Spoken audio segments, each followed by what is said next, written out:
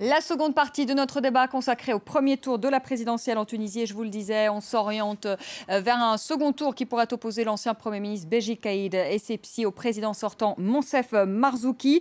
Amel Chebbi, je voudrais que vous réagissiez à ce qui a été dit sur le plateau, notamment à Tunis, avec Lina Benmeni et aussi Béchir Labidi, notamment sur l'âge de votre candidat. 88 ans, avec ces réactions très nombreuses des internautes qui disent Essebsi fait partie de l'ancien régime et à 88 ans, plus vieux candidat pour un suffrage universel direct. Qu'est-ce que vous répondez à ça, sur la question de l'âge et sur le fait qu'il pourrait représenter l'ancien régime, parce qu'il a travaillé sous Ben Ali? Justement, ce que j'aimerais répondre, c'est que les Tunisiens, ils cherchent un leader pour la Tunisie. Ils ne cherchent pas un président normal, ils cherchent un leader. Parce que le processus et la situation actuelle et le moment présent, on a besoin d'une personne qualifiée pour un poste délicat, pour un processus historique. Les Tunisiens, ils ont l'habitude, on n'a pas beaucoup vécu, on n'avait pas la possibilité de faire de la politique avant, mais dans les entreprises et dans les postes, la Tunisie elle a l'habitude de mettre des personnes qualifiées pour des postes clés dans les entreprises et ils translatent ce principe dans le monde politique, sur la politique. Et par rapport à ce qu'a dit la demoiselle sur les jeunes, Lina Benmeni, que Béji Caïd... Elle dit que c'est une révolution, pour reprendre ces termes, elle a dit que c'est une révolution de jeunes. Et aujourd'hui, on a peut-être un vieillard qui va arriver à la tête de l'État. Bon, là, qu'elle a dit, 88 ans. Nidé Tounes représente effectivement les jeunes. La preuve, les membres et les présidents de section et les présidents de bureau, ils ont une tranche d'âge entre 30 et 40 ans. Les décideurs dans Nidé Tounes, c'est des jeunes. Les adhérents, c'est des jeunes. Les personnes actives, c'est des jeunes. Moi, j'ai posé la question à Jean-Yves Moisseron, oui. Alors, parce qu'il travaille aussi sur la Tunisie. Est-ce que ce parti Nida Tounes, qui est une formation, je rappelle à nos téléspectateurs, très hétéroclite, hein, on trouve des hommes de gauche, on trouve en effet des gens de l'ancien régime, on trouve des syndicalistes. Est-ce que c'est aussi un parti de jeunes? Est-ce qu'il y a aussi des jeunes dans ce parti? Oui, il y a des jeunes qui militent. La preuve, je suis là. On en a, et des femmes d'ailleurs. Je crois que, évidemment, c'est un peu toujours comme ça dans l'histoire. Ce sont les jeunes qui font les révolutions et ce sont les hommes plus expérimentés, plus âgés qui prennent le pouvoir. Bon, là, on est un petit peu dans l'excès. Effectivement, on peut s'interroger, mais ce désenchantement qui est exprimé et qu'on voit, hein, qui s'exprime à droite et à gauche, c'est aussi l'apprentissage de la démocratie. Dans une démocratie, les candidats il est rare de trouver un candidat, surtout au présidentiel, surtout s'il n'y en a que deux, qui va incarner l'ensemble des aspirations, des attentes des citoyens que nous sommes. Oui. Tout ça est le fruit, de compromis politiques. Le problème, à mon avis, qui se pose, qui me semble un peu plus important, c'est que la ligne de fracture entre ces deux hommes, elle ne se fait pas sur des projets de société, elle ne se fait pas sur une vision, elle ne se fait pas sur des politiques économiques, sur qu'est-ce que doit être la Tunisie. Elle se fait plus sur l'héritage d'un passé qui n'est pas encore tout à fait surmonté. Et je crois que c'est ça maintenant que la Tunisie doit pouvoir construire, c'est-à-dire comment... En quoi il y a une vision justement différente par rapport à cet héritage du passé? Je crois que il y a une ligne de fracture entre ces deux partis? Très clairement, Nida Tounes veut restaurer l'autorité de l'État, veut redonner sens à la diplomatie. Oui, enfin, disons qu'il y a des objectifs de reconquête, de remaîtrise. On a eu, ce qui s'exprime souvent, c'est le sentiment de délitement de la société, de l'administration, de l'insécurité qui augmente, d'une certaine confusion sur la politique étrangère. Est-ce qu'il y a une nostalgie du pouvoir ancien, de l'ancien régime? Non, justement, c'est pour ça qu'il ne faut pas raisonner comme ça en disant que c'est un retour à l'ancien régime. Mais c'est que certains Tunisiens craignent. Oui, mais au fond, c'est ce qui se passe dans tout processus transitionnel. Oui, là, il va terminer Jean-Yves Moisseron. Justement, vous allez pouvoir... Parce qu'aujourd'hui, l'enjeu est énorme. C'est mon pays. L'enjeu est très énorme. Pour ne pas dire Allez, on va être élégant. On va le laisser terminer, vous allez avoir la parole. Je vous donne la parole tout de suite. Moi, j'essaye de prendre juste un peu de recul par rapport au débat. Dans tout sortie de situations autoritaires, on l'a vécu en Europe de l'Est, on l'a vécu aussi en Espagne, par exemple. Il y a un moment au fond, retour et réexpression de l'ancienne administration. Et il ne faut pas voir ça de manière totalement négative parce que ça réinscrit le pays dans sa trajectoire historique. On ne peut pas, dans une révolution, faire table rase du papier et du passé. Et si on le fait, c'est la situation irakienne qui se... Donc, il y a un petit, disons, une remobilisation, effectivement, des cadres de l'administration que l'on peut désigner comme ça de l'Ancien Régime. Je crois quand même que c'est un processus qui avance et que cette élection... Il n'y aura pas de retour en arrière. Il n'y aura pas de retour en arrière. Écoutez, moi je ne suis pas tout à fait d'accord avec votre analyse lorsque vous dites ce monsieur ne représente pas un danger pour l'avenir de la Tunisie. Je suis contraire à ce que vous dites parce que aujourd'hui, les déclarations, si on se base uniquement sur les déclarations de M. Sibsi et son équipe, il menace Siham Ben Sedrine, il menace le président de la République, il menace la démocratie et il considère que ceux qui votent pour Merzouki sont des terroristes. Ce sont les déclarations de M. Sibsi. D'ailleurs, sur une je n'ajoute rien du tout. Lorsque vous avez en face de vous des gens qui vous menacent publiquement avec l'aide ou des masses médias qui sont majoritairement détenus par l'ancien régime, par les gens de Ben Ali, avec l'argent politique qui est versé à flot en Tunisie actuellement. Et vous dites, cela ne représente pas un danger. Moi, je vous dis au contraire. Ce monsieur, il est âgé, il ne va pas gouverner la Tunisie, il sera comme une marionnette. Il va être déjà ce qu'on a dit, dirigé... c'est déjà ce qu'on a dit de Monsef Marzouki. D'ailleurs, il y a un mot que je ne dirai pas ici en plateau. Écoutez, on disait que c'était la marionnette des Nardins. On dit tout et son contraire. Tout le monde est la marionnette de tout le monde. Attendez, on dit tout et son contraire. Mais vous savez qu'on disait aussi de Monsef Marzouki que c'était la marionnette des Nardins. Mais c'est un fait pour M. Sibsi. C'est un fait puisque au jour d'aujourd'hui, Nida Tounes, il menace la démocratie en Tunisie. Et c'est ça qui est l'enjeu aujourd'hui. Ce n'est pas le type de gens qui vont élire le président Merzouki ou autre. Le problème, c'est aujourd'hui, c'est que nous sommes devant des élections qui vont définir ou bien on passe le cap de la Tunisie démocratique, ou bien on va reculer vers l'ancien régime qui est dangereux pour la Tunisie et dangereux pour les Tunisiens. Jean-Yves Moissou vous répond et ensuite Amel Chebi. Juste un petit mot. C'est une élection historique. Il y a des électeurs qui se sont mobilisés pour voter pour un homme. On peut en penser ce que l'on veut. Je crois que l'honneur d'une démocratie, c'est toujours de critiquer des idées, des projets, et jamais de faire des procès d'intention. Et je crois que notre débat... Mais ce sont des déclarations, monsieur Jean-Yves, pardon. Excusez-moi, ce sont les déclarations de M. Sibsi. Notre débat... Ce n'est pas une intention, pardon. Allez, Jean-Yves Moisseron... Je ne vous laisserai pas dire que ce sont des intentions. Je ne juge pas les intentions de M. Sibsi. Je juge les déclarations officielles. Mais, excusez-moi, je ne veux pas défendre qui que ce soit. J'essaye d'analyser de façon neutre un processus historique. Vous pensez quoi Allez, Jean-Yves Moisseron... Non, mais attendez, Vanessa, s'il vous plaît. Non, mais moi, je dis s'il vous plaît. Je vous dis, monsieur Labidi, s'il vous plaît, on laisse Jean-Yves Moisseron et chacun, voilà, il faut que la parole soit libre, qu'elle circule et qu'elle soit Vous pouvez penser ce que vous voulez des uns et des autres, ça vous appartient, etc.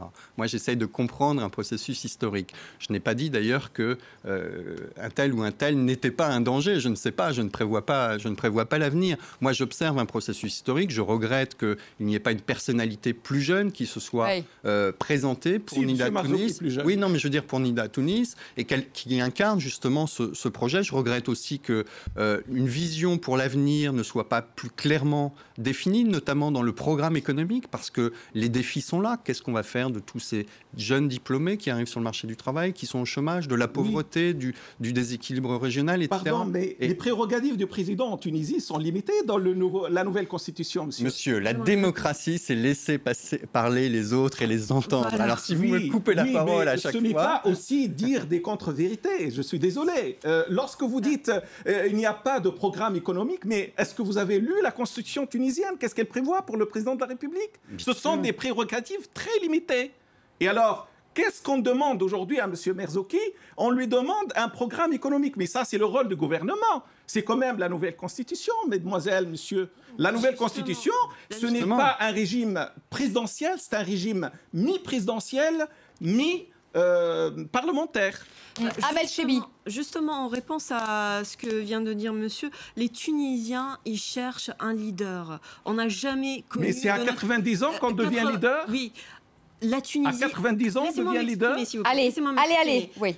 Depuis 3 ans, les Tunisiens, ils ont vécu la division entre musulmans et non-musulmans. Le régionalisme. Mais nous, on n'a jamais vu ça du temps de Bourguiba et du temps de Ben Ali. On a toujours été un peuple uni contre les colonisateurs du temps de Bourguiba et contre le régime policier et la famille Trabelsi de l'époque de Ben Ali.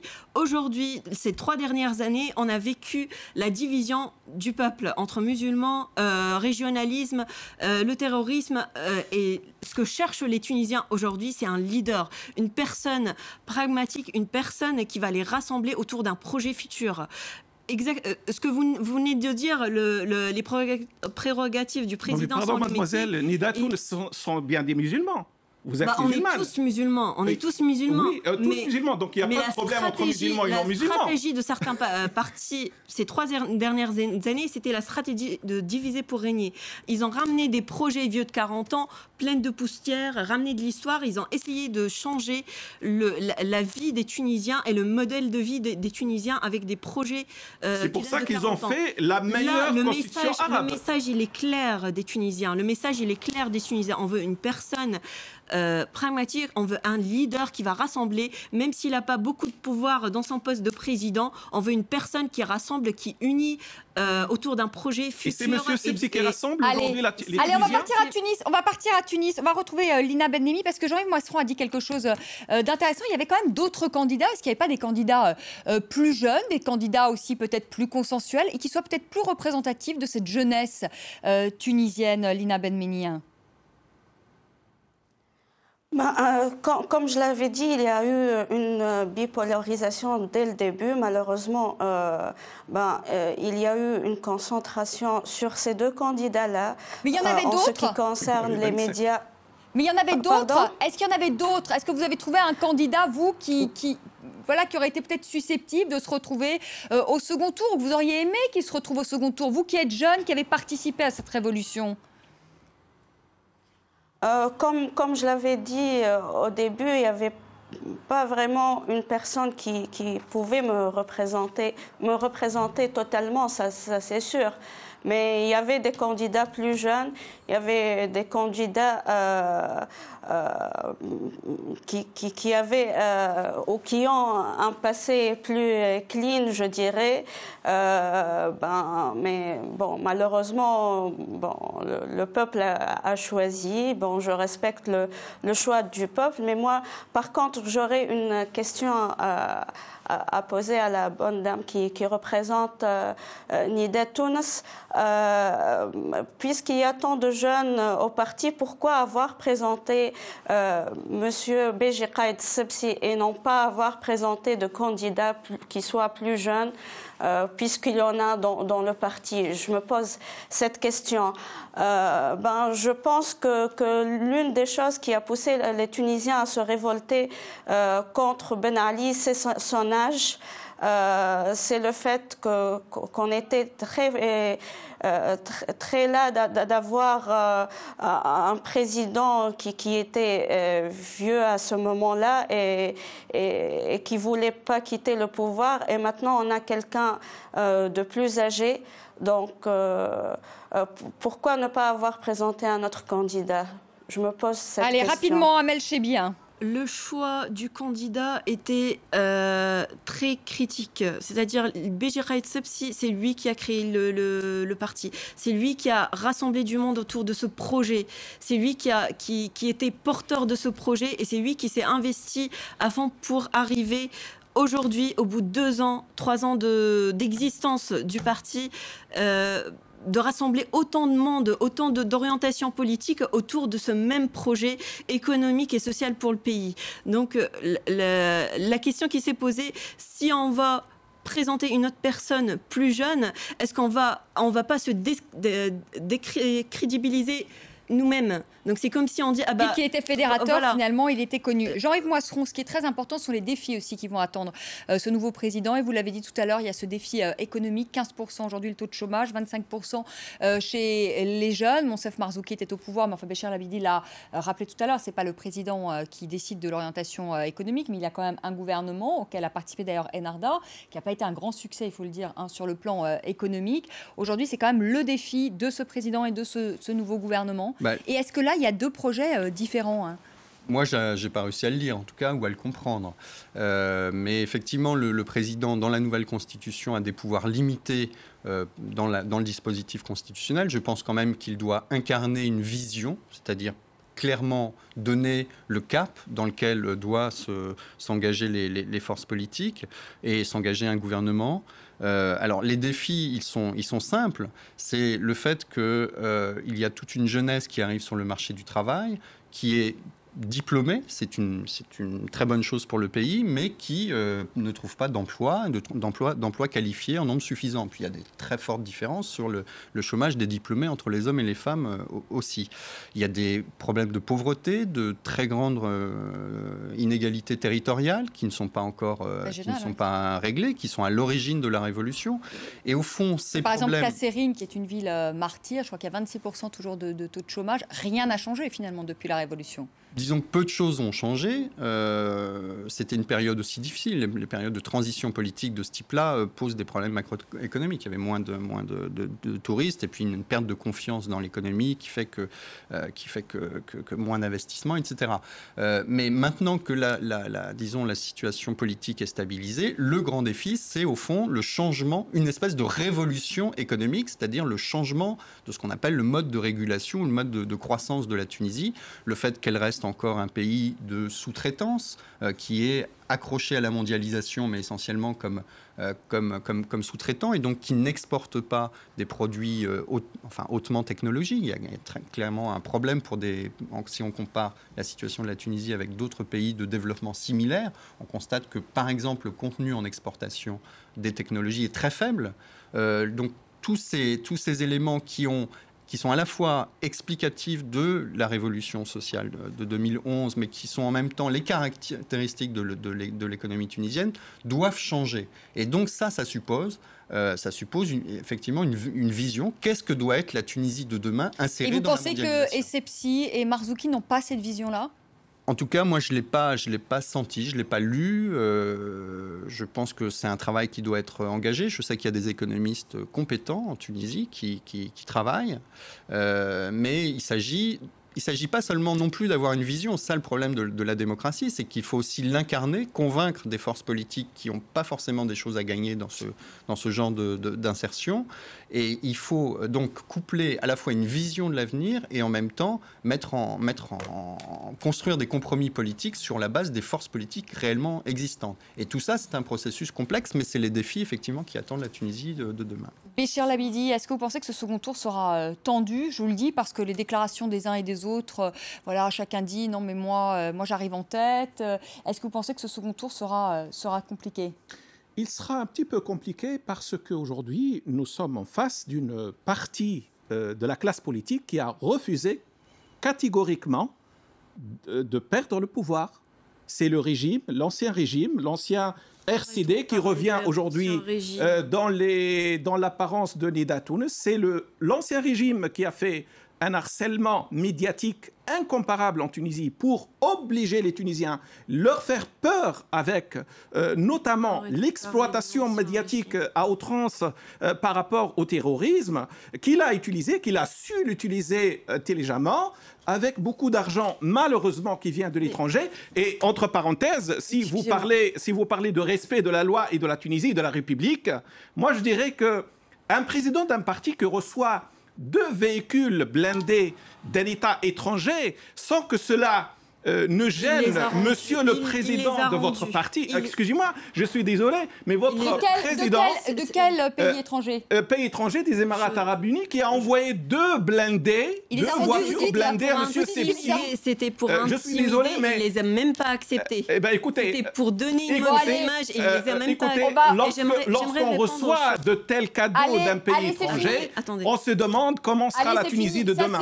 Ça, c'est les histoires... Non, ce ne sont pas des histoires, il y a des preuves. Il y a des preuves, Vanessa.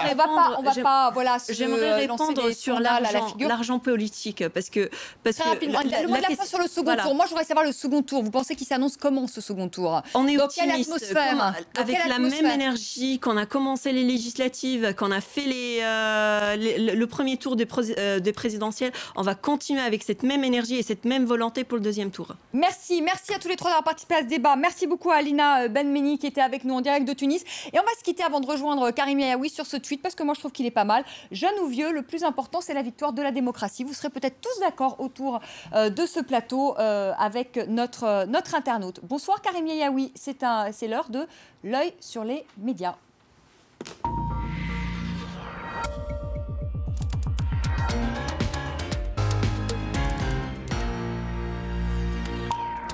C'est bon, Bonsoir Karim, tout ce qui a fait le buzz sur les réseaux sociaux et on commence par ce premier tour de la présidentielle en Tunisie. Alors c'est vrai que c'était un dossier largement suivi et commenté par les internautes. Alors le site Capitalis évoque ce second tour. Alors il reste un petit peu de suspense pour ce site d'information. Essebsi n'a pas gagné, Marzouki n'a pas perdu. C'est le titre choisi. En tout cas du côté des médias français, ils étaient très nombreux à souligner la très forte portée symbolique de cette élection. Du côté du Monde, on raconte par exemple l'émotion d'une dame de 80 ans qui allait voter, aidée par sa petite fille, parce que certains ne l'espéraient pas ou n'en espéraient pas tant il y a encore quelques années. Le site du Monde qui fait un reportage sur le sentiment de ces électeurs qui ont eu, pour un certain nombre d'entre eux, l'impression de vivre un moment historique dans l'histoire du pays. Le site internet du journal Le Temps titre avec une certaine fierté « La Tunisie fait école ». C'est vrai que dans la région, la Tunisie s'en sort plutôt au mieux que beaucoup de pays voisins. Le site du Huffington Post Algérie donne la parole à Abdelbari Atouane, qui est un éditorialiste palestinien. Pour lui, la Tunisie est une lumière, dit-il, dans le sombre, sanglant et déprimant tunnel arabe. Rien que ça, il ajoute que les Tunisiens ont surpris le monde avec leur révolution et il continue de le surprendre avec la discipline, la réussite dans leur expérience menée, dit-il, à feu doux, sans bruit, ni arrogance, ni grandiloquence. Alors tout ça sonne de façon très positive. On retrouve d'ailleurs cet édito sur le site internet de rayalioum.com. Autre site internet, celui de Tout sur l'Algérie, site du voisin algérien, qui lui aussi ne tarit pas d'éloges pour le processus démocratique tunisien. Alors, on sait que du côté de l'Algérie, ce n'est pas forcément aussi réussi. En tout cas, beaucoup ont critiqué la réélection d'Abdelaziz Bouteflika. Et ça reste d'ailleurs un sujet, notamment évoqué par le dessinateur Dilem, avec beaucoup d'humour. Abdelaziz Bouteflika qui regarde peut-être l'élection d'Essebsi en disant « Je veux les mêmes pilules que lui », parce que justement, cette question de l'âge de 88 ans a largement été évoquée aussi sur les réseaux sociaux. C'est le seul et unique défaut, c'est avec son les âge. Voitures des Émirats Arabes Unis. Voilà, peut-être ça. Oui. Juste l'âge, tellement que... Voilà. En tout cas, ça fait partie des sujets de discussion. Et puis, le site nawat.org qui évoque du côté de la jeunesse tout de même un certain nombre de jeunes de moins de 30 ans qui ne se sont pas déplacés pour aller voter. Et cet article souligne que ce n'est pas parce que ça ne les intéressait pas, mais simplement c'était parce qu'il y avait une forme d'inquiétude, parce que ces jeunes ont largement participé il y a 4 ans à descendre dans la rue pour réclamer liberté et dignité. Aujourd'hui, c'est une façon de critiquer ce que certains, ou en tout cas ce que certains voient avec inquiétude. Le site de l'Humanité évoque le risque d'un retour de l'ordre ancien, parce qu'il y a un certain nombre d'hommes politiques qui étaient déjà à l'œuvre il y a quelques années. Et cette inquiétude peut être peut-être peut expliquer le fait qu'un certain nombre de jeunes ne se soient pas déplacés. En tout cas... Parce que Essebsi, pardonnez-moi, a été ministre de l'Intérieur, c'est ça, sous Ben Ali, un temps très court quand même, Jean-Yves Moisson. Il a donné sa démission. Des affaires étrangères également. Et des affaires étrangères, mais sur un temps très court quand même, Jean-Yves Moisson. Il a été aussi président du Parlement. Président du Parlement, au début, non, de l'ère Ben Ali. Il a reconnu falsifier les élections en Tunisie, publiquement, sur Al Jazeera. Voilà un autre défaut pour mademoiselle. Alors, on finit juste sur ce dessin. Beaucoup espèrent que celui qui va porter le costume sera à la hauteur de ce costume. C'est en substance l'idée de ce dessin qu'on pouvait partager aussi sur les réseaux sociaux aujourd'hui. Merci beaucoup, merci. Karim Yaoui, on se retrouve demain soir. Merci encore à vous d'avoir participé à ce débat sur la Tunisie. Merci à vous de nous avoir suivis. Très belle soirée. Tout de suite, le journal sur France 24 et je vous retrouve demain soir, comme chaque soir, à partir de 18h, heure de Paris.